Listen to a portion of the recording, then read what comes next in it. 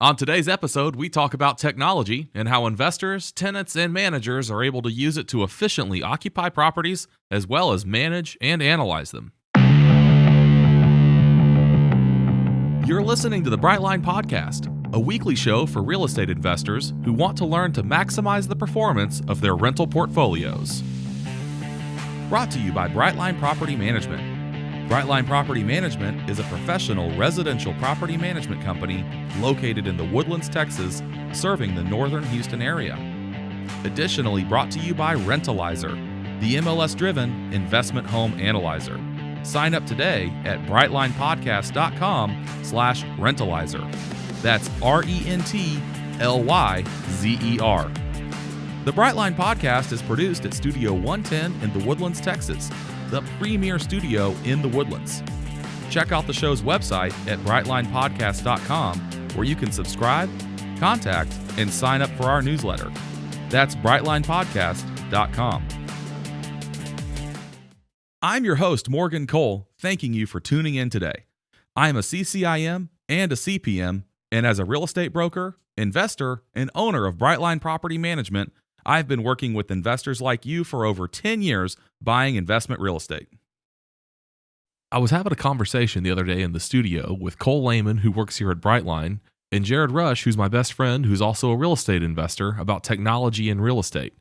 We were preparing to do a podcast episode with a more set of rigid talking points, but I thought the conversation included a lot of great info, so I decided to turn it into a podcast. I hope you enjoy it. If you talk to a tenant about how they found a house, how are you, what's their feedback been lately? So I would say more HAR leads, MLS leads than non. Okay. They're probably 30 to 40%, and then the rest of it is split among all the rest websites. of it. Yeah, so I guess it would be majority non-MLS, but HAR is probably the biggest go-to site for the Houston area. You know, I mean, so if you're just talking about how is technology improving the life of a tenant or a prospect, I mean, right off the bat, I mean, all of us are not old enough. Searching. Searching. Yeah. None of us are old enough to have bought a house or lived in a house when an MLS used to be in a binder. Well, I'll never forget my dad used to get the Sunday paper to look at the business section. And every time he would look in the business section, it would be for properties for sale. Wow. And it wasn't like he was trying to find a job. It was like it was the listing for properties for sale. That's just where he went to find them. And you would in 20 words or less, 5 acres in the corner of Kingwood Boulevard, blah blah blah blah, and then he'd have to drive out there, look at it, use the old key map. Yeah. Figure out where Kingwood Boulevard intersected with Lake Houston Parkway, and that's where we're going to put in assisted living.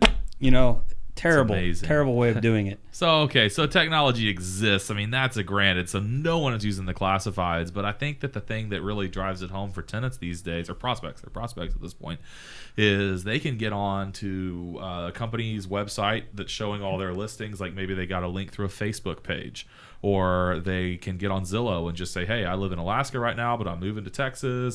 I want to see pictures, and I also want to see, which I don't know if you're doing this or not, and most people don't, but I want to see a floor plan. I mean, people care about floor plans. Have you ever so we do Matterport on all of our rentals, right? And we do it for multiple reasons. I do it because I think that my latest way that I try to think about everything is how can I communicate to somebody through a telephone while they're after hours, they're laying in bed, it's early in the morning, whatever, and they just had this idea like, hey, I really want to check out this house. So my thought, like my sniff test for if we adopt new technology or something is it going to make it better? And can I do it 3 a.m? Can I do it at 3 a.m? Yeah. And so the idea here is with Matterport, these people who have never seen this house, they can do a Matterport tour on their cell phone and they can check it out. Now the Matterport camera also shoots out very nice still photos, right? 4K. And I don't know if you measure photos. It's a 4K. Do they call them 4K photos? They're ultra high def. Ultra high def, That's 4K is a video term. I don't know. Anyway, but it also has the 3D scanner inside of it that creates a spatial plan that can do a floor plan. Sonar. Yeah, is it sonar? Yeah. Is it really sonar? I believe so. Wow. Yeah. Okay. It's some R. I could be completely lying, but I don't know what it is. Like Sonar is sound. I don't think it's like going bing, bing, and seeing what spits back. It's a dolphin. Yeah. It does. Sir, we got a biologic at off starboard bow. And all of a sudden, Sean Connery shows up. That's funny. But you can generate floor plans from that. Yeah. And so Jared, you're saying that you would want to see a floor plan as a potential tenant of a house. I mean, I'm an extremely visual person. A lot of people don't care, but a lot of people say, I want my baby's room right next to the master, or vice versa. I want my kids' rooms on the opposite side of my, whatever. And if they are looking at rental pictures online or houses for sale or whatever, and they're not able to physically see that floor plan, they have to go to the listing to look at it, which is a pro and a con, because if they're there, they're more likely to close. At the same time, you might want a bunch of tenants who are able to do it so before you're they doing arrive, it sight so unseen. you know where the rooms are in relation to one another. Yeah. And not necessarily getting exact room sizes and dimensions and that sort of thing. I'm totally OCD about this, but like when my sister bought a house, we were looking at pictures, or I don't remember for my sister. I don't remember which listing. Anyways, we bought a house, maybe it was a lake house, and I was trying to look at each picture and recreate where things would be in my head based off of, oh, that picture's there, and whatever. And that's the same window. And you couldn't really tell until you were in the house what it was. And I think a floor plan, I mean, if you go onto an apartment website, they're going to have their floor plans. That's true. I mean, what you need to be doing, whether that's your competition. Us as a property management company or an independent landlord, you gotta serve your clients. Yeah. And your competition for a lot of houses is apartment. I know somebody's selling their house today that is going to move into an apartment for the next 6 months until they build a new house or whatever. And I guarantee you, he's going to be like, oh, a 1-bedroom, 2-bedroom. Okay, let's look at these and compare each property to each other. And without that visual cue, you're lost. That makes total sense. So how much do you think it would cost to get a blueprint of a house done? Nothing. I mean, nothing. I mean, who would you go to? I have no idea. With your tool, I would Matterport it, and then I would send it off to Matterport, and I would have them send me a blueprint back. Especially for an owner. Yeah. I mean, if you have for everything I own, I'm pretty sure I have a PDF of every single floor plan. Sure, you should. You should. Yeah, you should. Especially so I think that takeoffs. Think about takeoffs. When you go to make ready that house, you can take that PDF as an owner and you can say, hey, I'm going to do a takeoff. I'm going to see how many square footage of flooring I actually need. The technology is definitely valuable. I think it depends on to what level you want to deploy it. I would say I'm not really that worried about spending the money on the floor plan, to get it created. Maybe we should. We don't have a request for it, but that doesn't mean that people don't wish it was there. Yeah. People do love the virtual tours that it makes. Yeah, we use the Matterport for the virtual tours. Yeah, and I think they're so good and they're so real. It blows me away, and I think that sets y'all apart. And we should probably consider, the next house that you Matterport or list. I mean, we have Matterports of all of them. The next house that you list, you should get the floor plan from Matterport, and then you have it and see if somebody says anything. So let's say that you do, you're a prospect and you're cruising around for a house. The use of technology to connect with these prospects is really, what we're doing as a management company that's making us stand out, and what is the difference between a solo practitioner, or I don't know if it's the right word for a person who owns a house themselves. But if you just own, if you're an independent landlord, you probably don't own probably don't own a Matterport camera. You're probably also not willing to pay someone a few $100 to go Matterport your listing.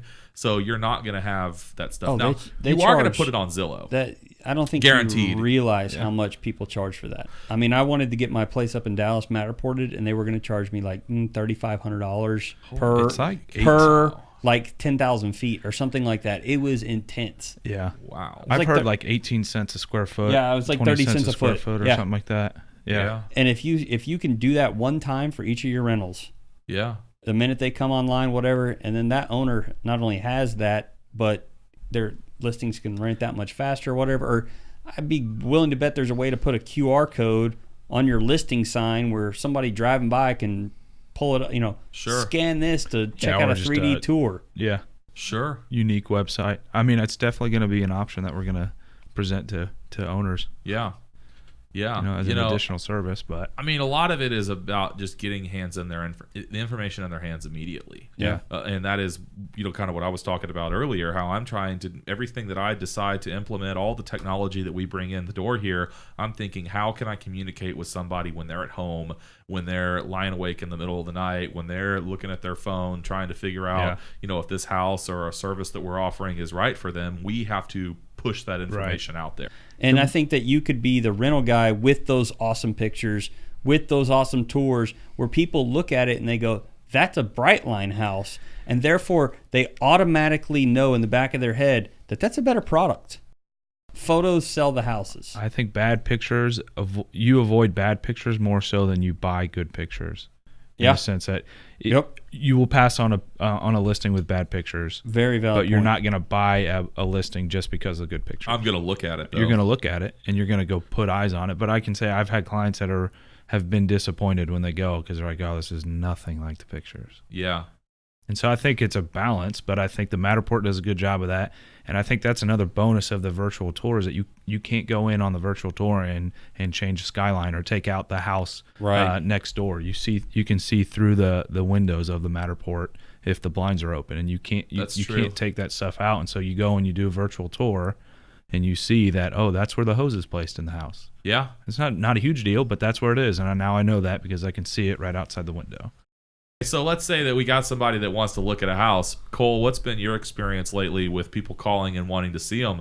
I know that back when I used to be the one that listed all the houses, I would have to just jump through hoops to show houses to people. They'd call me and they'd say, "Hey, I'm out in front of 123 Happy Street. I'd like to see it. I want to check this thing out." And I'm like, "Oh my gosh, well, I'm 45 minutes away from there. I can't show it to you today. Can you meet me tomorrow at 10 a.m.?" Well, no, I can't meet you tomorrow at 10 a.m. I can meet you tomorrow at 4. Yeah. Oh, well, I have an appointment tomorrow at 4. Let me see if somebody else can go show it to you. The big hurdle there is we both have work schedules between the listing agent and the prospect. So we actually use a self-showing service. So I'll send them a one-time code and I think it's track all that. I think it is only an advantage to it's an a owner. self-show and are you not familiar with these? Yeah, break it down for me. So we got these. Okay, so we got these new key boxes that we've had them for a while, but there are key boxes which are relatively new, which have look like a telephone keypad on them, and rather than having to have an app which is linked to the MLS, which only a realtor can use for like a Supra style key boxes, or going through a showing service, or also the little bit old school, what I think is extremely low security are the fixed code key boxes,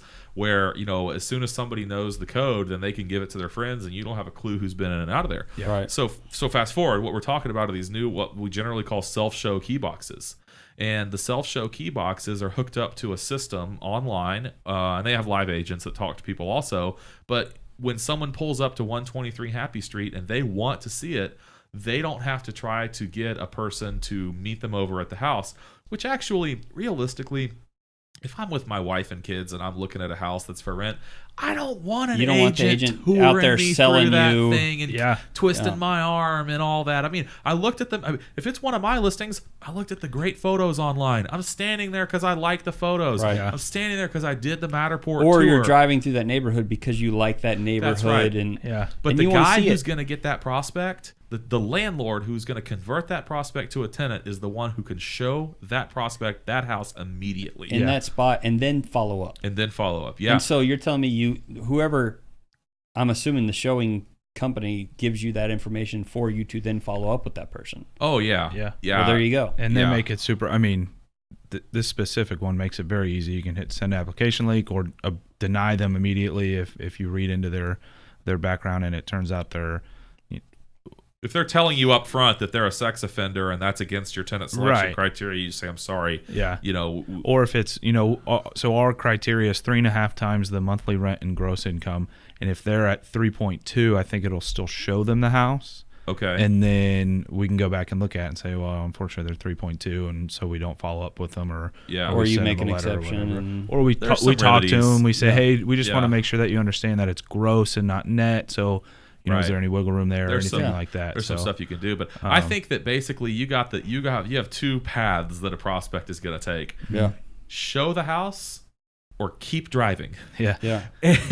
Well, people too that are renting houses, I think, are usually probably coming from, they're they're either selling their house and renting a house temporarily, or they're upgrading from a rental apartment. And in the apartment world, I mean, you go to the office, you ask the manager during business hours, they go show you the unit, you say thank you, thanks for my koozie There's or whatever. also someone on site. There's someone on site. Not 24/7, but during the showing business hours. And that's what extended business hours, honestly. I Yeah. mean, those guys are there They're up late in the evening. 7 to They're- 7, Yeah, you know? Saturday, Sunday.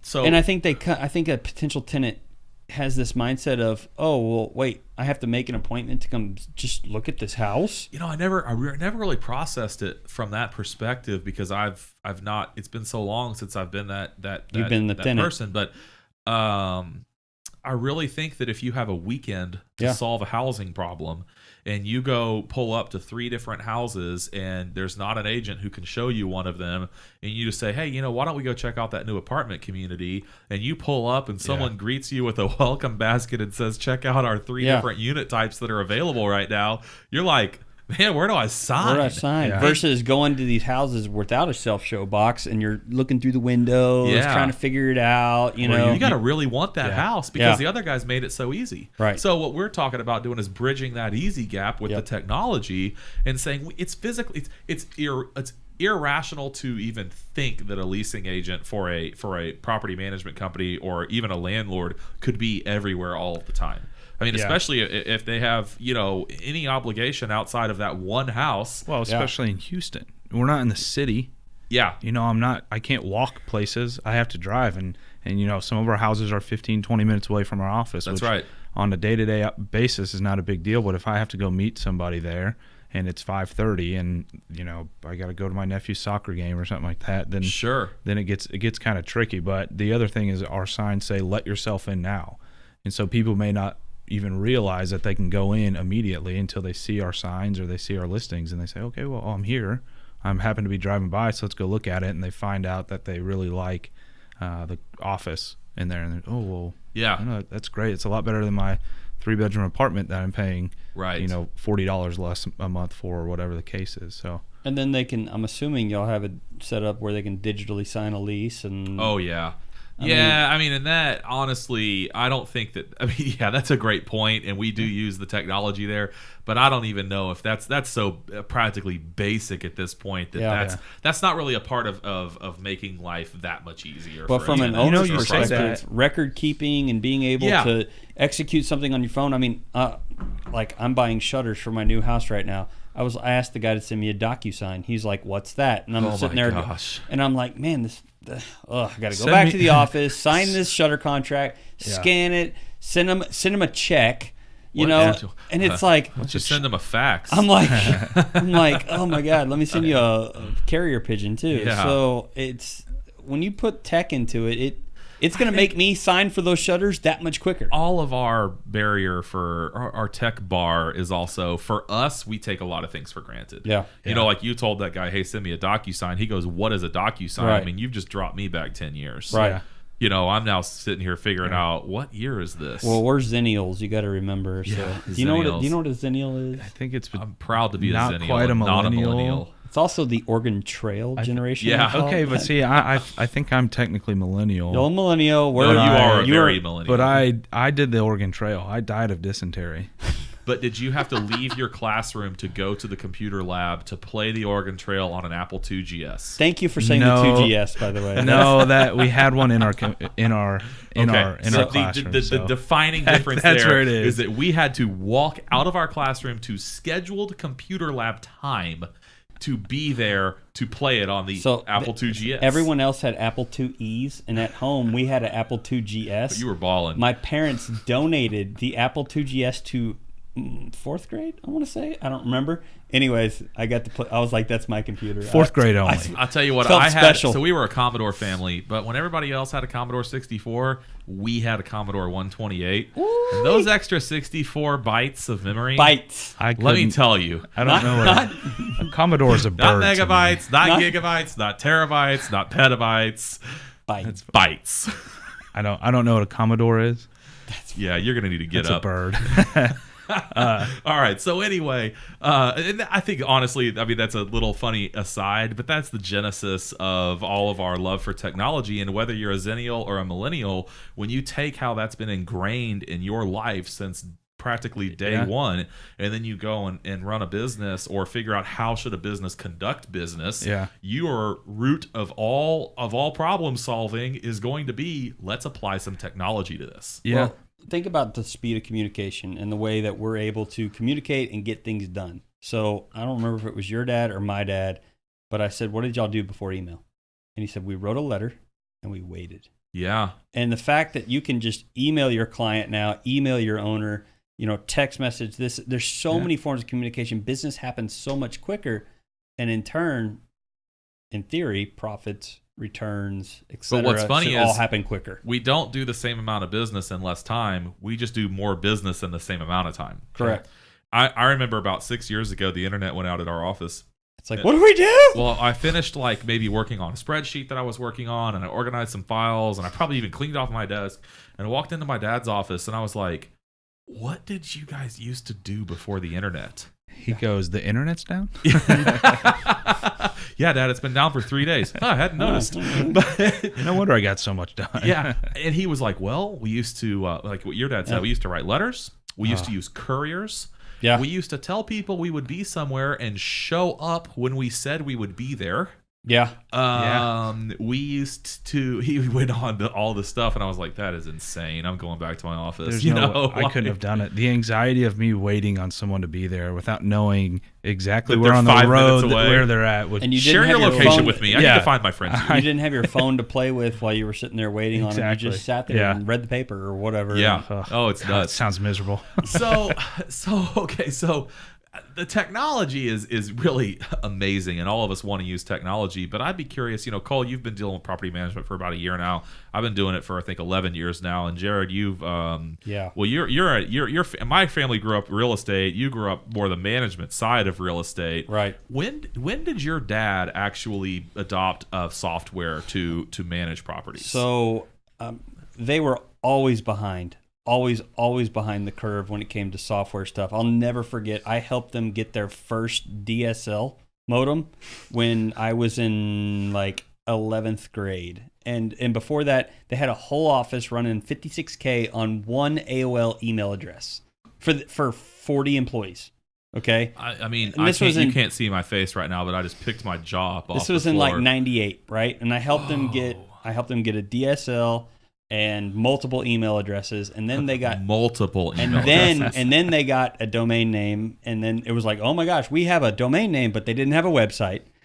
And no lie, they were on this DOS-based horrible. Oh, I remember that. Horrible. You had to even continue using that I had for a to period continue, of time. I mean, until, no exaggeration, 2007. We were using a DOS-based terrible, because we had so much history there, and there was no conversion to the new stuff. So did it accept ACH payments, the DOS system? Not so much. So, I mean, our bookkeeper kept a physical journal. On. Cole, what does DOS stand for? I'm trying to figure it out. I'm flabbergasted over here. Jared, do you know? You actually know what disk operating? Oh, no! I was going to say digital operating system, but disk operating system. So that was called. Do you know what disk operating system stands for? Well, it was called AOI, and AOI got bought by basically what is now RealPage. Yeah. And RealPage wanted me to convert to their new stuff, which was wonderful, but they wanted to charge. It was Windows 95 based. It was Windows, yeah. I'll never forget. They wanted to charge me $30,000 as a new client sign up, and I called them. I was like, $30,000. I said, do you realize we're still on your old stuff that y'all are eliminating? And they're like, oh no, I didn't realize that. I go, are we a new client to y'all? And they're like, yeah. I said, okay, well, we've been using your DOS-based stuff for like 25 years. And they're like, oh my God, you still use that? And we're like, yeah. And they're like, do you actually still like back up on diskettes? And I'm like, yeah. And they're like, it's 2007. And I'm like, hey, look, we're stuck with it. Give me something new and we'll use it. And since 2007, we changed 2 or 3 times. And now it's all cloud-based, and you're running it on Rent Manager. And it's not even the same. It's like not even in the same category. It's like flying cards versus Model Ts or something. Can you give a quick breakdown of what you got with that DOS system? Oh, it was a full accounting suite, but So it's accounting. it was accounting and bookkeeping and it was it was everything you quote unquote needed to Right. run a property management company, but it was very rudimentary. No historical, so how would an payment owner, processing. Nothing. How would an owner get to a report? Oh, they would call up the bookkeeper and they would say, "Hey, print me this report." And she wasn't able to print it. She would go. They would have to print it monthly, put it in filing cabinets. We used to have 5,000 square feet full of paper. If that Jeez. tells you anything. I don't think we have paper here. No, I mean y'all Very are about little. as paperless as it comes, and the right accounting software from both an owner's perspective, tenant's perspective, Yeah.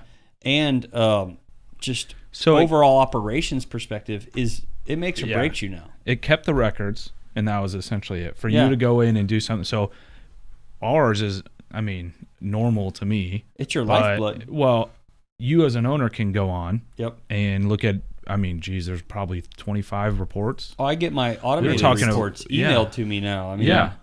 the Well, P&Ls you can get and everything. real time, and it also shows you what service tickets are open, which ones have been closed, which ones are closed but haven't been paid.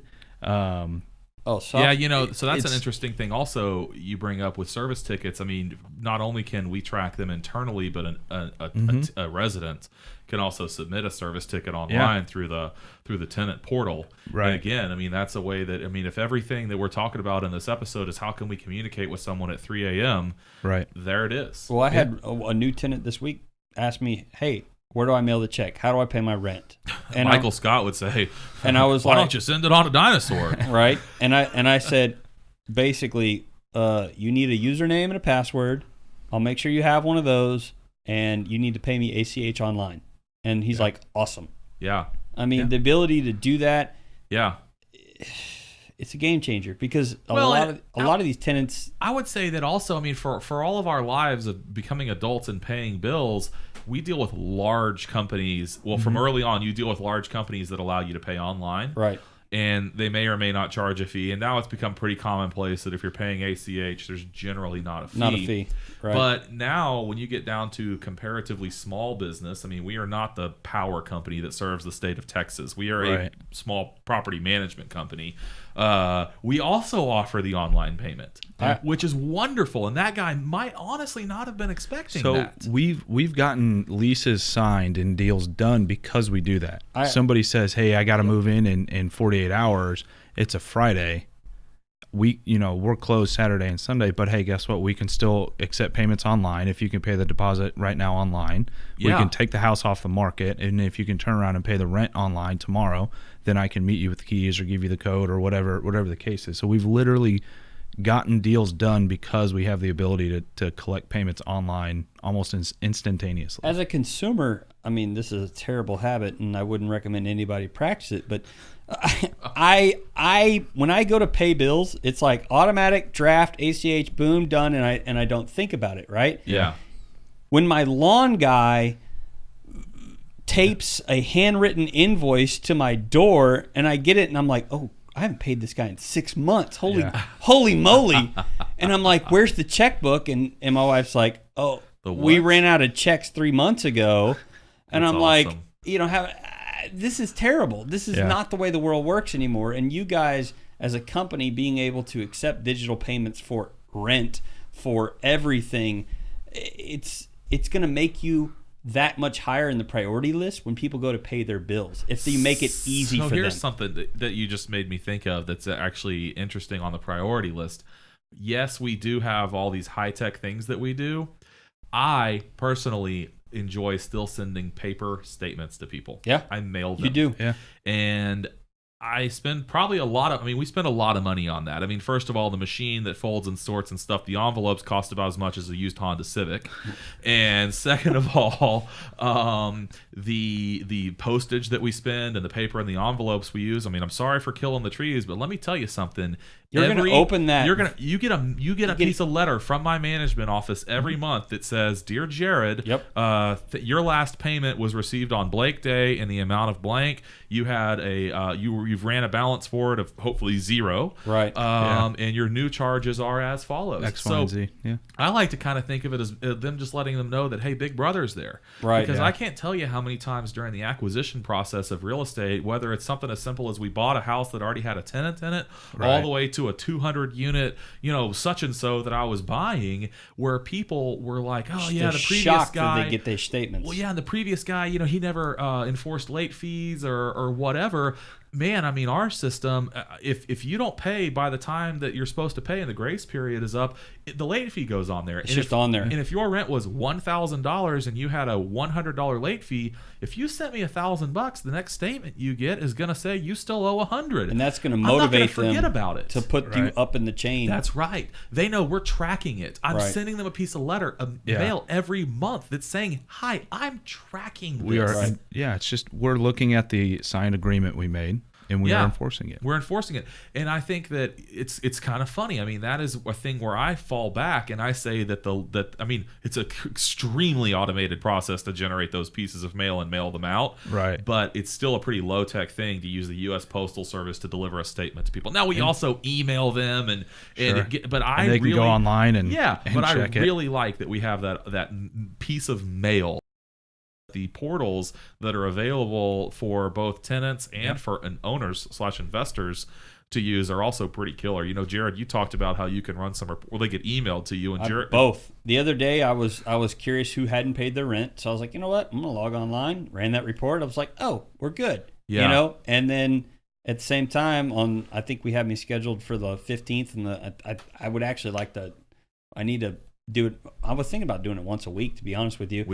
No sweat off my back to tell the software to send you an email. To send you an email, and then I get that email, and then that's my little cue, and it says, "Hey, I need to look at this." I click it, I open, I'm like, "Hey, well, we're good to go." So I gotta touch on something that you said that we're actually going to develop, I think, in June. We're not going to complete it this month. There's no chance it'll get done in May. But our software developer John is going to start working on the owner communication module in June. That's cool. And what you said was, I was wondering who hasn't paid their rent, or maybe the reverse of that. I was wondering who had paid their rent.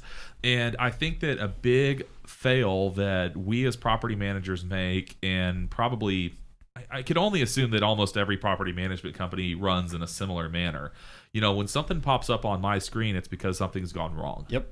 I have a dashboard that tells me when something is vacant. Yep. I have a dashboard that tells me when someone has not paid their rent. Yep. I have a dashboard that tells me when someone has submitted a service ticket. It doesn't tell me when someone has not submitted a service ticket. It doesn't tell me someone is not delinquent, and it doesn't tell me that something is full. Right. So a lot of owners, I think, especially anybody, not even especially, they get bombarded with the negative. I own 8 rental houses, and the only reason that I don't lose sleep about it is because I'm looking at my computer continuously, and I know. Right. But let's take the person that owns 1 or 8 or 20 or somewhere in the middle, whatever. A lot of these people want to know, hey, did the rent get received? Right.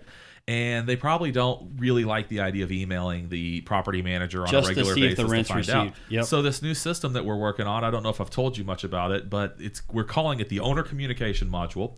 John's developing it to interface with Rent Manager. That's awesome. And it's going to actually send an email to owners, and it'll batch it depending on what's going on. It's not going to send, if you've got like a commercial property with a whole bunch of tenants. Yeah. But it's going to say, literally, it's going to send an email and say, hooray, Gerod paid his rent. Yeah. Right. So on the 3rd, if Gerod paid his rent, it's going to email Cole, and if he was the owner of the property Gerod was living in, and it's going to say, hooray, Gerod paid his rent. I would like to, from an owner's perspective, what I would love to see, and I play this game all the time, is I'll look at my bank account and I'll look at the deposits coming in, and then I'll kind of ballpark in my head where we are with collections for the month. Yeah. So if that email could go, hooray, Joe Blow paid his rent, but also here is a pie graph or whatever for your whole portfolio, and green is collected, red is not, and here's where you stand for this month, and here's where that's a great idea. A little thermometer or a little bar graph. thermometer or whatever, it's where also you can gonna go, man, we're done with collections. It's it's gonna also tell you that the instant that somebody submits a notice to vacate or something like that, or not a notice, a tenant notifies us that they're not going to be renewing their lease. Right.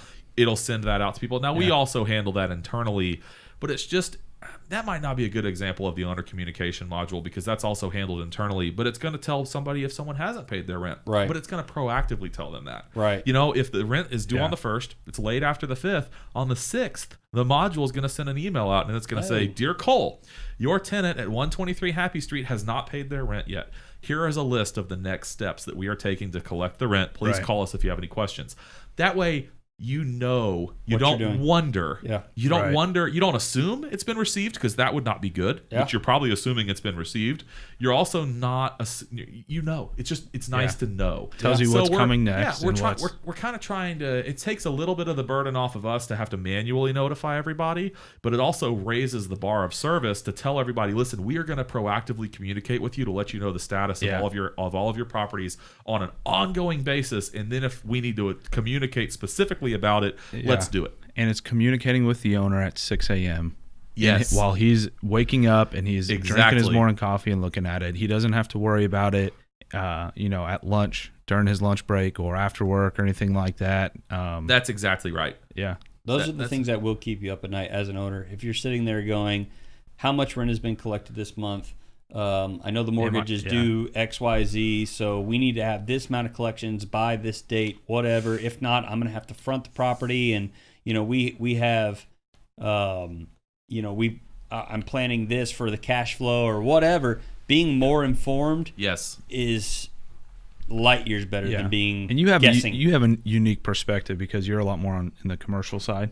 Yeah. But it will be nice for our investors to have 2 or 3 homes. Well, I think the other unique perspective there that Gerod brings is he is an investor who has wound down a property management company. Right. Yeah. I've been on both sides of the fence. So you have somebody who can sit there and say, "Hey, look, like I love the job y'all do. You do a great job."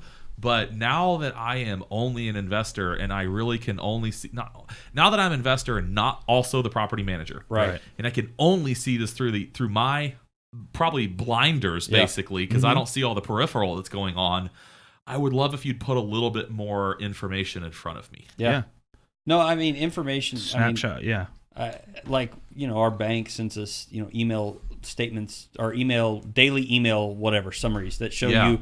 Your balance and how many transactions went through that account. I can't tell you, for years, I just managed my personal finances off that email because I didn't have to go physically log in and click the account, look at it, just a quick glance. It was probably also somewhat simple enough that you knew how many checks you had written or what auto payments you were going to be expecting to come through. A quick glance at anything in life now, because we're in such an on-demand, fast-paced society, if I can look at my portfolio or if I can look at whatever I have quickly and efficiently, I'm gonna put it in the back part of my brain and not think about it. Right. Versus wonder all day. Yeah. That's true. You get an answer quick. Right. Is what it comes down to. That's very true. You got to know you have money in your account before you buy that $6 pickle shot at the bar. What the heck is a pickle shot? You never had a pickle shot? I don't like pickles. I don't like pickle juice. You won't like a pickle shot, though. We can leave that alone. They have pickle snow cones at Bahama Bucks. Oh my gosh. People like the taste of pickle, and I do not get it. Oh, we can pickle it. I have a that's funny. What does that show you like? Portlandia. Yeah. Bryce Shivers. Is that his name? I think that's the scientist. Do the scientists pickle things? Because they're the Portland Milk Advisory Board or something. Also, I don't know. That show has some funny scenes, but it's not my cup of tea. Excuse me. So the other thing that I love all this. I love all the technology. I mean, we're technology crazed over here, and we talk about it in every episode. Rentalizer is the biggest piece of technology that I've worked on in the last year or more. And I mean, we have made enormous improvements even in the last 15 days on this software. And I gotta tell you, I mean, we need to do a whole episode on it here in the next couple of weeks. But this software it's blowing me away right now with its ability to search for houses. Tell people what it does in a dumbed down version if this is the first time they've listened. Yeah, so if this could easily be the first time you listen. We have developed a program, Brightline Property Management, called Rentalizer. Rentalizer allows an investor to tell the software what area they're interested in purchasing a house inside of and what their parameters are for the house. So if you want to buy a house that's at least 3 bedrooms and 2 baths and 1,500 square feet, but also no more than 2,500 square feet and in a price MLS style controls, and you want a price range of 165,000 to 230,000. I don't know. Right. And you're going to tell it you're going to put down 25% and you're going to get a 30-year loan. Hit search, and it analyzes the area that you've defined on the map, and it uses your criteria that you gave it, and it also applies our financial model that, as property managers and fellow investors, I mean, we're living this, we do this for a living, we know we have a very good estimate of what the financial model looks like of owning a house. So we have put assumptions into the software for vacancy, maintenance expenses, make-ready costs, other capital expenditures, things along those lines. And the software takes that model into effect and tells you the internal rate of return, the ROI, the cap rate, Cash flow. It tells you your total wealth accumulation. It tells you oh my gosh, it tells you so much stuff. And from an investor's perspective, of someone who, if they're getting their coffee at 6 a.m. and they just got their Rentalizer email, it says, Dear John, here are, of your saved search called The Woodlands, there are 3 houses that popped up listed yesterday that meet your investment criteria. And you go, Oh my gosh, like that is amazing. Not only did this thing tell me that these 3 houses meet my criteria, but here's a full 30-year analysis of what it would look like if I was to buy one of those houses right now. Yeah. Well, it's, to me, the more information you can give somebody to make a investment decision, the better. And you are giving them not only the front side, but the back side. And if you're able to show an investor, in theory, what things are going to look like, now, 5 years from now, 10 years from now, with realistic, merit-proven expectations, I don't know who wouldn't love that. You're saying that it's showing you the asset manager side of it. It's also showing you the real estate agent side of it with what it's likely to rent for, how much it's on the market for, and it's also how showing long it's on the market. How long, and then the property manager side of what maintenance is going to look like, what leasing commissions are going to look like. The other thing about it that I really like is that it's not designed from a sales perspective. I'm actually working on some of the material that's going to go on the website. I was talking to my mom about it because there's 2 other softwares that do a similar thing. That are available. To sell you houses. Those are from a sales perspective. Yeah. We are not attached to any given listing. All I am saying is, give me your listing and I will give you an analysis. And I was going to basically call it, no hype, no fluff, just reality. And brutally honest investment. Like, for example, wealth accumulation. Great word, great phrase, great concept. How much cash am I going to accumulate? Yeah, I could tell you it's a percentage. I could tell you it has a 15% IRR. How many dollars is that? If I invest $100,000 and I have a 15% IRR for a 7-year hold period, what's my wealth accumulation? Okay, well, the only way you can unlock the wealth of that house, the appreciation of that house, is if you sell it. Right. Does it cost money to sell a house? Yep. Okay, so our software takes into consideration the cost of sale when reflecting your wealth accumulation. I've looked at 2 other programs which just simply tell you, yes, it will be worth X amount of money in 12 years, not what it would cost to unlock that money. I call it unlock or sell the house to get that thing. I mean, we're tracking the amortization of the loan. We know the future loan balance. We're tracking the appreciation of the house. We know the future value. Yep. But you got to take out that money. Generally, money is coming in and going out, and Rentalizer tells you where each dollar bills that's a little thing, but it's a little thing that matters. If I'm going to create a complete financial analysis of what is it going to cost for what's the life cycle of a piece of real estate going to look like, we have to include acquisition and disposition costs. Well, you have so these other services that are just trying to sell you their homes, they're going to paint the prettiest picture possible. Yeah. And you have no motivation to paint a picture other than reality. And That's exactly right. Yeah, those other guys are they're churching it up. They are, and I'm not honestly one of them. I don't love the other. Well, I don't love one of the systems, and I'm not going to mention them. We're not going to mention them here. I do not like one of the systems. One of them I legitimately admire, and I think they've created an amazing product.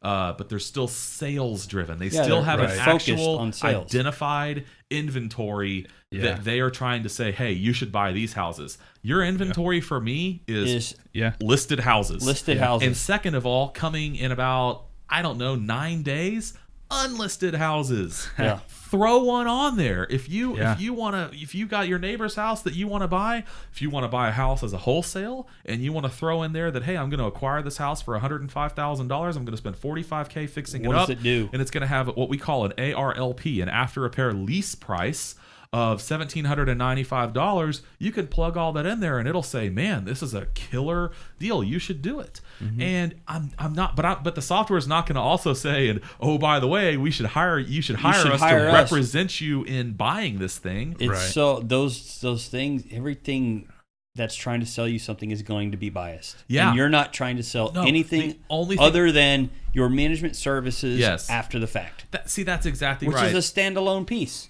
Yeah, so I mean, I'm really proud of the software, but I think that it is. I mean, I am biased, but I also am pretty honest. I think about the program, and I have looked at the other ones, and I truly believe that we have a superior offering because not only is our basket that we're pulling from exponentially larger than the other ones because we're looking at the entire MLS, or for that matter, every MLS we connect it to. I mean, I fully expect we'll have it connected to MLSs across the nation before it's over. But, we're also sitting there saying, look, give me what you want. Show me the house that you want me to tell you about. Mm-hmm. And I will tell you about that house and how it is going to perform on an investment basis for the period of time that you're asking me to tell you about it. Yeah. Well, that's what any good financial advisor, which you're not a financial advisor, but any financial advisor, if you're sitting down trying to pick stocks, is going to tell you, here's based off past performance. Yeah. It doesn't guarantee it, but here will be, in theory, your future results. Yeah. Here's what our projections are. But and real estate, it's you can't predict everything. You can't predict everything in real estate, but you, as a real estate advisor, aren't going to be motivated by anything other. There's no ulterior motive behind your numbers. It's the facts. All I want to do is help them find the best house. Right. And I don't care if it's my listing or somebody else's listing. Yeah.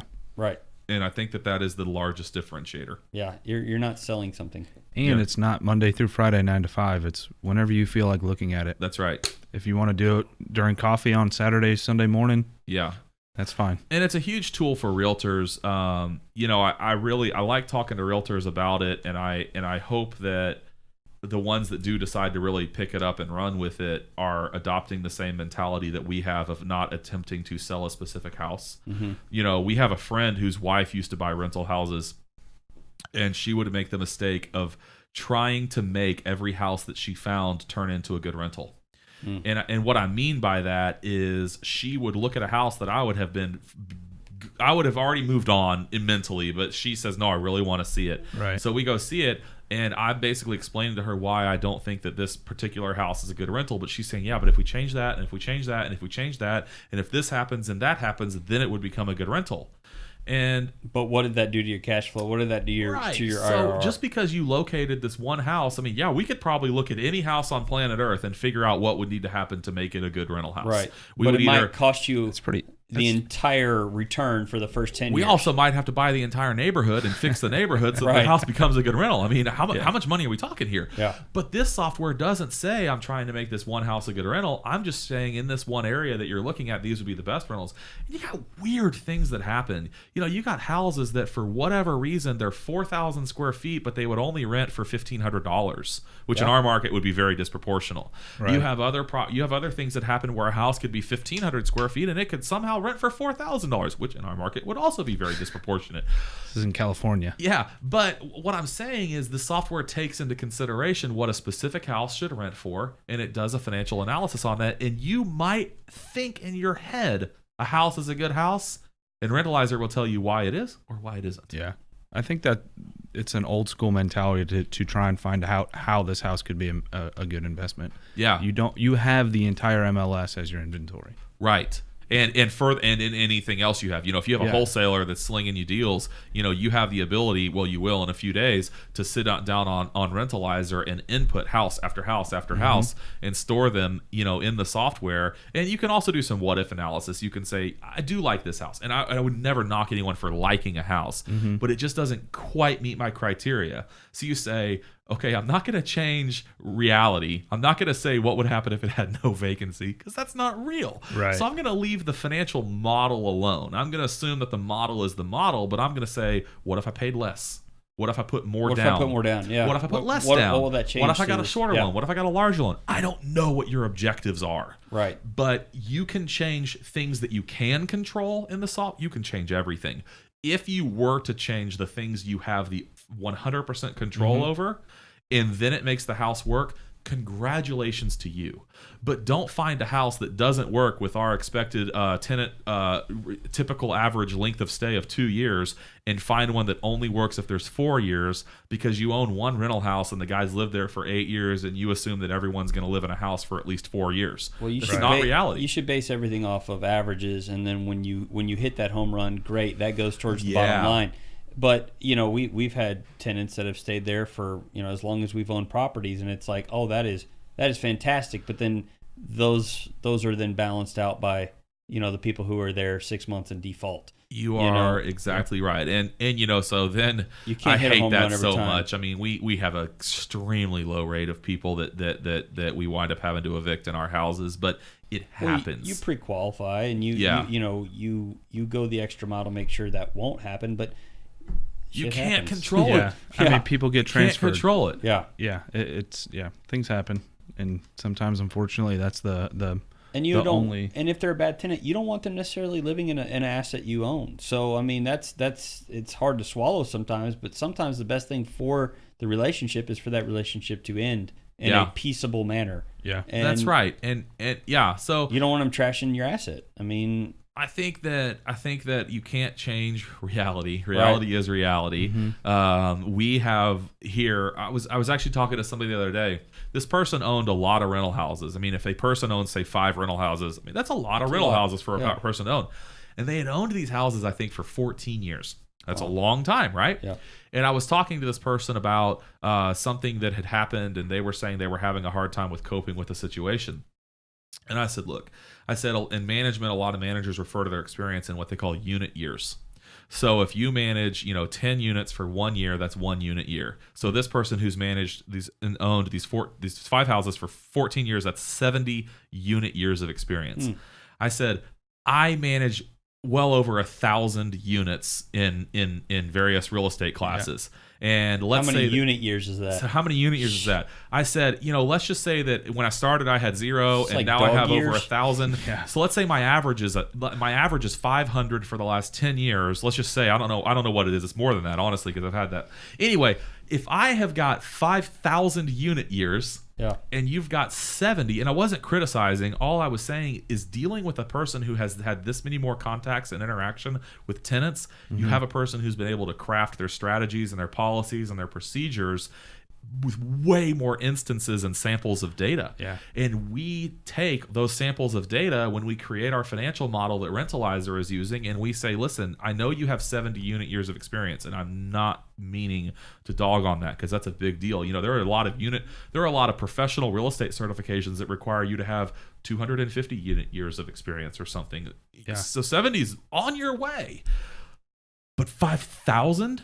Yeah, That's a lot more. You know your craft, and you know that your numbers are realistic. Yeah. And somebody with 70 unit, you're the more experience you get, the more that gap of averages is going to get fine tuned. That's right. And you can't bat 1,000 every time. No. But if you're batting 750 and you're like, I know I'm going to bat 750 because I've got this much data to prove I bat 750, I'll take that to the bank any day over the guy that's batting 1,000.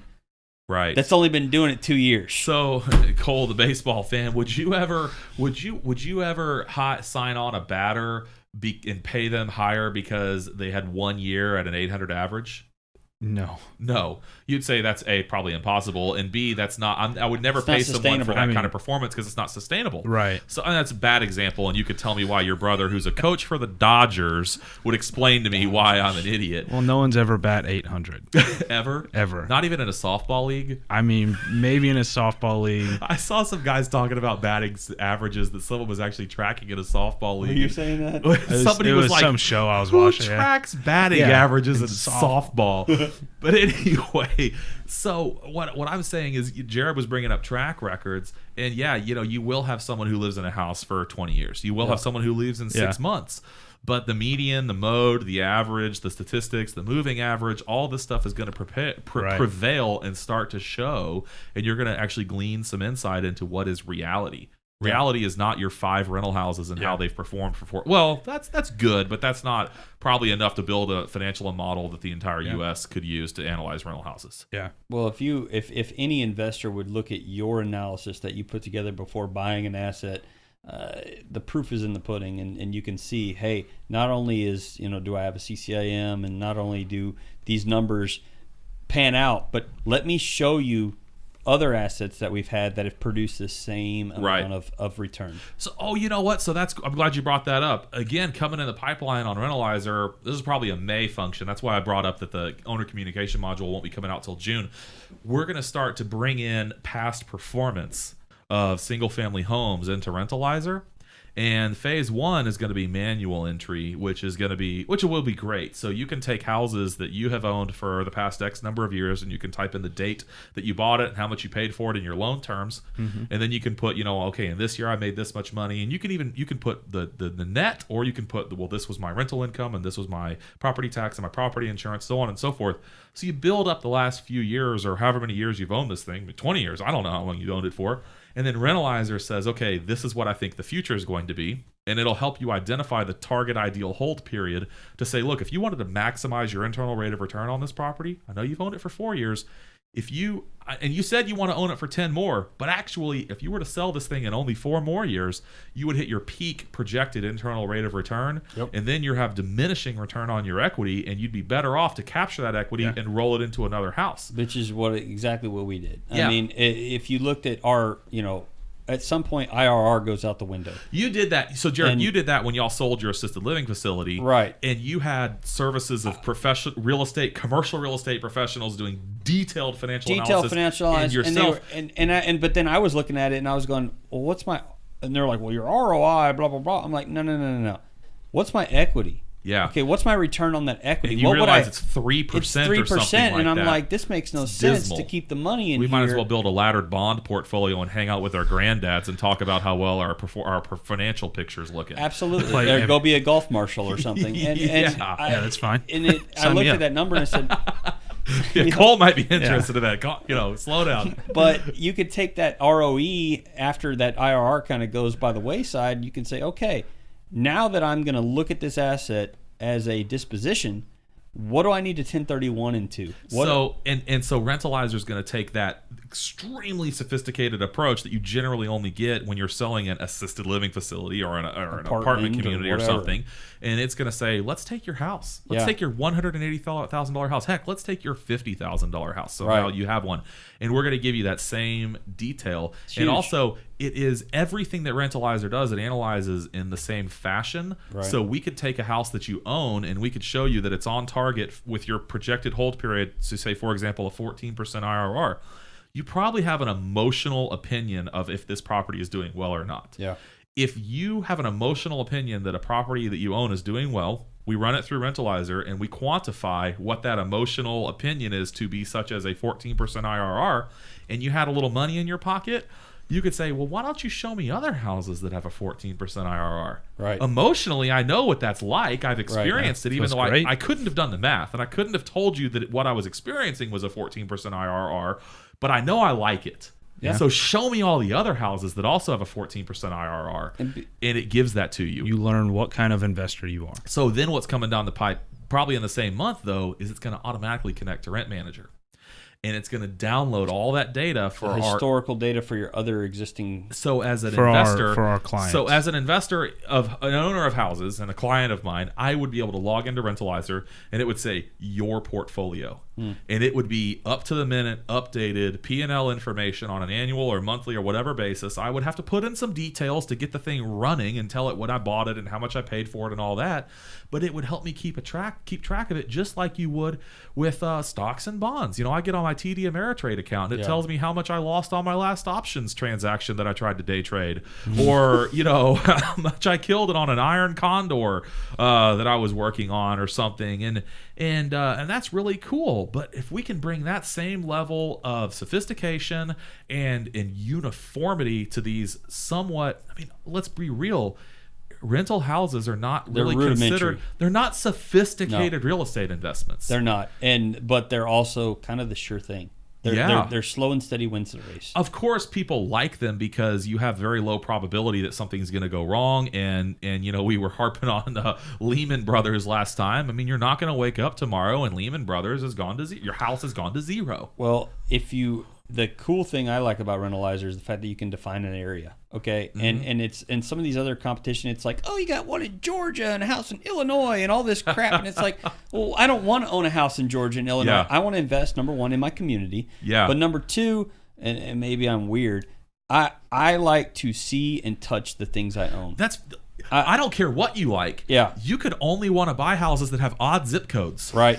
That's great. Type in all the odd zip codes into Rentalizer. Right. And it'll spit it out. But being able to define an area of, okay, you know what? I really like this area of Oak Ridge North because my in-laws live there and I see what's happening in the community and I think that that's going to be the next hot spot for massive appreciation or whatever. Yep. Boom. Define that area. Find me a rental house there. Rent it out for the next 5 years, 10 years, whatever. Hold it. Let it go through the roof. Dispose of it. 1031 into 2. 1031 into 4. And keep rolling with it. It's a pretty cool tool. We're going to continue to develop it, and as we find flaws in the system, we'll fix them. And as we find new features to make it better, we'll make it better. We could go on for hours about what we would like it to do. We could. We will. Yeah. We will. And how it's going to affect owners and tenants. I think it is truly a cornerstone of how I plan to grow my own personal portfolio. I'm definitely going to launch a fund, and I'm going to syndicate it using Rentalizer to find the houses and specify the specific performance criteria and hurdles that the houses have to meet before we're going to acquire them to put them into the fund. But I think that, I was talking to a client that used to live here. This guy's awesome. He used to be a tenant. So this guy was a tenant in one of our houses for 2 years and told me while I was managing the house, someday I'm going to buy an investment house and I'm going to have you manage it because he really liked dealing with us, which I thought was a very high compliment. Well, sure enough, moved out. Year later, called me up. Hey, Morgan, can you help me buy a rental house? That's Bought awesome. it, managed it. Year later, bought another one. Moved away to Arkansas. He called me or emailed me over the weekend and said, hey, Morgan, do you manage houses in the Austin area? And I said, no. I said, we're not in Austin right now. We might consider it. I said, I know it's real popular. There's huge property appreciation up there. And we talked about it for a little while, back and forth a little bit. And I said, but hey, I haven't brought this up to you because we don't really consider Rentalizer on version 1.0 for another couple of weeks. But since you brought up the subject of Austin and you're obviously looking at investing in something, I'd love to show you my new software. And then we went back and forth on that. And he thought it was amazing. So this is a guy that already owns a couple of houses. Yeah. He knows how they're performing. He likes that we're managing it. He wants to find more. But first of all, I could quantify how those houses are performing to him. And I can say, look, your assets are currently generating a 12, 13, 14, 20% IRR. Yeah. Why don't we find more houses that also generate those same return? And he loves the idea, by the way. And I can't wait. This will be the first time in reality that I have sat down a client that I don't talk to on a daily basis with the software and said, hey, let's find a house. Everyone's got their own strategy, and your software is going to be able to help them fine-tune their strategy. Yeah. So if your strategy is only buy houses around the U of H campus because you want college students, or only buy the Exxon campus because you want new people, You can do it. Whatever. You can fine-tune that and give them the access they need. So what's also really cool is, let's say you do a search and it gives you 5 houses and you don't like any of them. You tell it, dislike, dislike, dislike, which is swipe left, swipe right. I have no idea. It's Tinder. So so you do it, and then your bucket is now empty. Render. But the render, oh my gosh, Cole, get that domain. But anyway, so now your bucket's empty, but you save the search. Right. Well, it's not tomorrow, it's not next week, but next month, a house pops up and it meets all your criteria, and you go, bang, I'm going to buy That's this the thing. one. Yeah. And that is another kind of secret power of the thing, that you can get in there and say, look, real estate's a slow process. We're not going to buy it all tomorrow. Tell me when what I want shows up, though, and I will buy it. And see, MLS right now has saved searches. Oh, yeah. And I get them. I mean, They work. I have it for a couple different saved searches on things I'm interested in, but none of those are taking the investment piece into play. No. It's like acreage and price and county. Yeah. Great. Which is cool, because a lot of people are specifically buying house that they're going to be a user of. Right. But for a rental house, it doesn't exist. No, it doesn't. Well, those other systems exist, but not hooked directly to the MLS that search the floodgates of the MLS. Yeah. I mean, the MLS has how many listings on it right now? Oh, I think our last database poll was like 26,900 in the categories that we're pulling. Good Lord. So, and that's in the HAR MLS, and we're going to sign up with the Dallas MLS probably within 45 days. That's where I'm going to deploy it next, is in Dallas. And yeah, so, but how else are you going to chew through 25,000 plus listings and say these are the 12 that I should seriously consider buying? I mean, this is not hypothetical. We're dealing with actual investors who have actual cash to deploy, and they need to figure out which one to buy. And we're helping them make that decision. Speaking of building on that point, I had a friend actually ask me last week. He's probably listening to this. Well, it's not right now because it's not live. We're not live. No, we're not live. But he was asking me, how much does it take to buy a rental house, and what can I get for that, and break it down in dumb terms for the layman out there, the newbie on the block trying. The Lehman or the layman? The one end. The one end. Okay, layman with one end, not Cole Lehman. So that's a broad question. I would say, so this guy, he says, I'm interested real estate in rental houses. Me. I'd like to use the rentalizer. How much money do I need? Gosh, what a loaded question. I would say $50,000 would be my canned response. Yeah. Because you're going to need to put 25% down. Yep. And I you're think going to need some OPEX. Yeah, and I think you can buy your first house for less than $200,000. I mean, honestly, we could buy one for 50, we could buy one for 100, but I mean, if we're finding real estate in our area that we would generally want to buy, right, and leverage it, and the lender would lend on, and the appraisal is going to come in with no problem. Let's assume this house is costing $175,000. So this guy puts down 25% of $175,000. What is that? $40,000 or something like that. Right. So he puts down $40,000, $45,000. It's probably $43,750. Somebody do the math. That's the number on my mind. But anyway, you put down your $45,000, and then you got a little bit of money left over to do some minor improvements, and you got some OPEX. I would say that this is kind of different than buying an office building for $10 million, because you don't need to have $200,000 sitting in the bank on day one. Right. Because houses just simply don't incur those kind of expenses. Well, there will be a mortgage expense and property tax. Yeah, but so where I was my follow up on this was, if you are the individual who has $50,000 to deploy, it's probably not your last $50,000. Right. So if you had to feed it $1,000 for the first 3 months, you could probably make it happen. I would answer that completely different. Okay, I want to hear it. I would say as much as you're willing to spend. And the reason I say that is because if some people want to put $20,000 as their down payment, Rentalizer can find it. Yeah. You can put $20,000 down. Look, it's a needle in a ginormous haystack.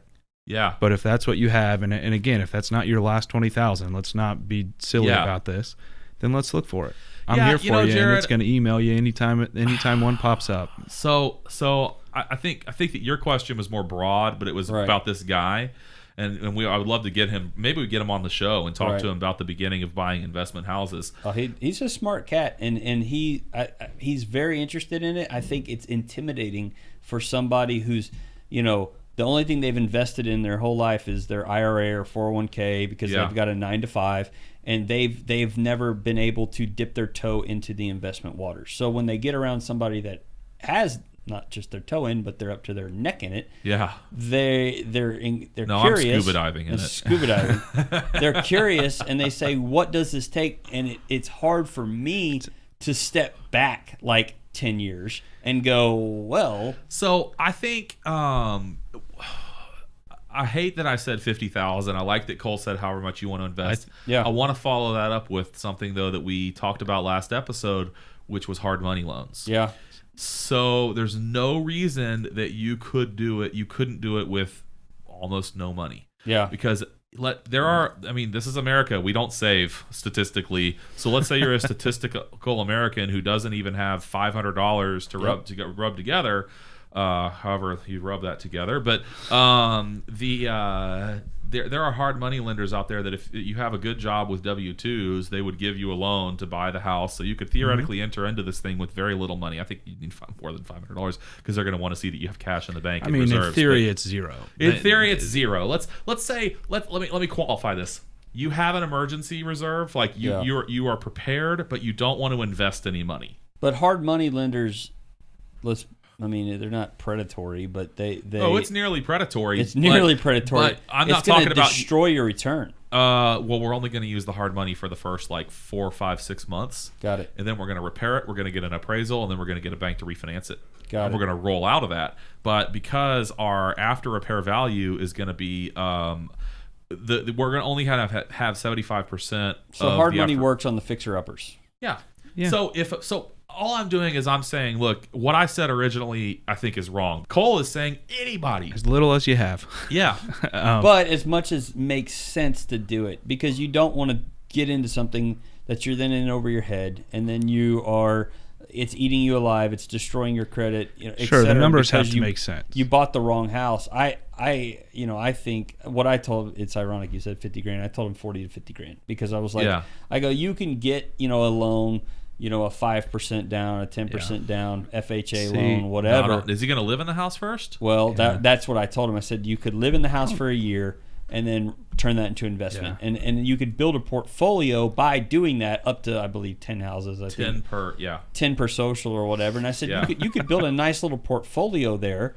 I said, but realistically, you're better off, doing it not on a bigger scale, but on a more realistic scale. A more everyday scale. Realistic isn't the right term. And I think the kind of guy that you're talking to has thought about what I want to do, whereas some of the people that I talk to are, oh, that's interesting. What does it take? Yeah. And you can say, look, it doesn't take anything. You're not going to find this house tomorrow.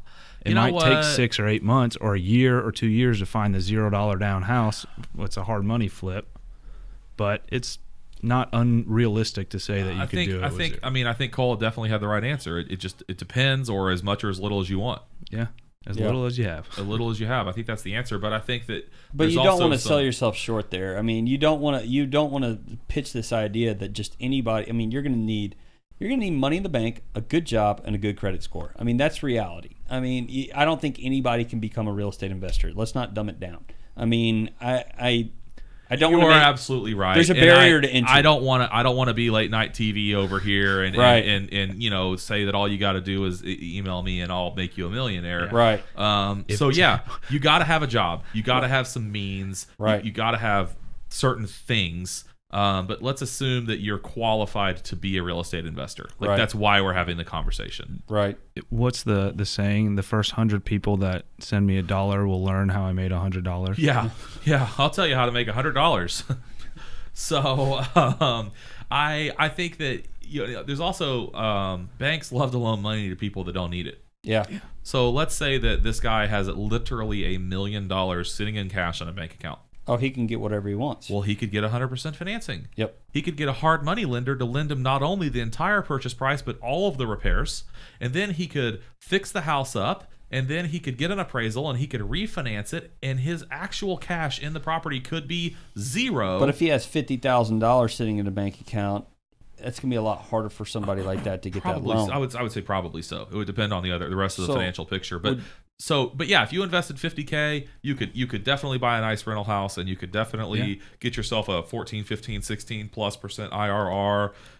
You could own it for 7 or 8 or 10 years. You could accumulate an extra $100K. So the guy with, I think IRR comes into play for the more savvy investor, right? But the guy out of the gate, not to knock him or anything, but he was like, how much do I need to put down? How much will it make me? So those guys care more so about quick cash flow. I know, but here's the thing. They take a nibble at the cash flow, and then they realize how sweet it tastes.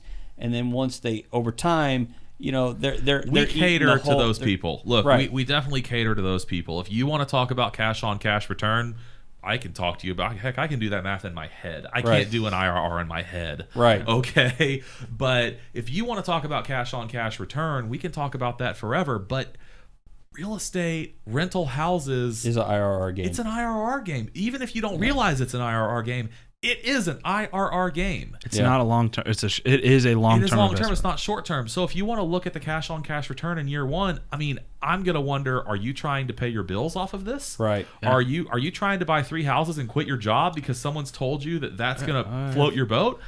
It's so risky. I wouldn't even want to be a party of supporting that And project. that's what I'm saying is and that's what I told him. I said, look, you cannot look at this as a quick buck. It's No. a long-term, slow growth plan. But in 30 years, you'll look back like my mentor and go, oh, Wish I would have. I've got a giant portfolio. I know there are people that out renters there- paid for it. There are definitely people out there listening who are saying, man, these guys are nuts. Like, Right. you don't need $50,000. I did it with 5. Right. These guys are nuts. I make a 15% annual return. Right.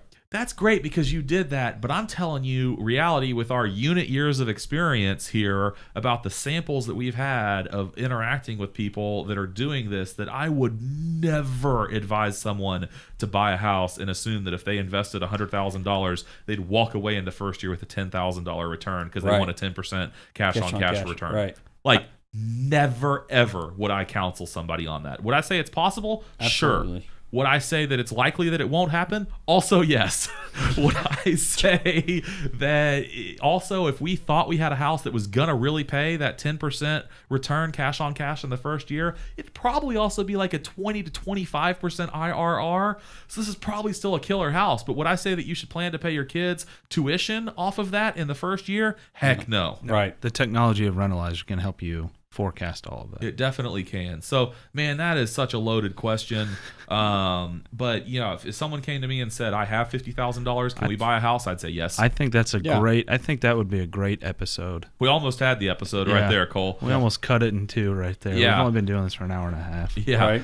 But, I really, I love talking to people about that. And I think also the thing with Rentalizer is you actually will have more opportunity to talk to people about how they're using it. Yeah. And I'm not even talking about our own clients. I'm talking to other people who would come to us and say, yeah, my realtor's using Rentalizer and they set me up an account on there and, we bought this house and therefore we hopefully are managing that property as a result. But, we'll get to learn what their buying process looked like. Yeah. Or we'll get to learn what their objectives were and how they used the software to find the house. And I think we need to talk to this guy and maybe get him on the show here Yeah, in the next be couple of fun. weeks. It'd be fun. I think that'd be really good. Anybody I meet, they always ask me, like, what do you do? Yeah. How do you do it? And being able to put it into words is difficult at times, but once they understand that you can make passive income, You eventually can, for Mailbox sure. money. you eventually can You mailbox eventually money. Then they're interested because everybody doesn't. Let's be real. Most people don't love what they do. They do Yeah. it because they like what they It's do, a means to an end. but it's a means to an end. Yeah. And if I love what I do, to be clear. right. I love what I do. Well, Good answer, Cole. That's terrible. I love what I do, Morgan. Yeah. But I think that's great. I mean, I'm extremely interested to talk to more people about what their objectives are and how they're using Rentalizer to buy real estate. Well, I think that you could wrap it up on that because that's your goal. I think your goal is to introduce as many people as you can to what you've created, and what you've created is super impressive. Hope you enjoyed the show today and learned about the tools available to make your rental portfolio operate more efficiently. Please leave us a comment to let us know your thoughts on today's episode. And if you have any questions, shoot me an email at morgan@brightlinepodcast.com.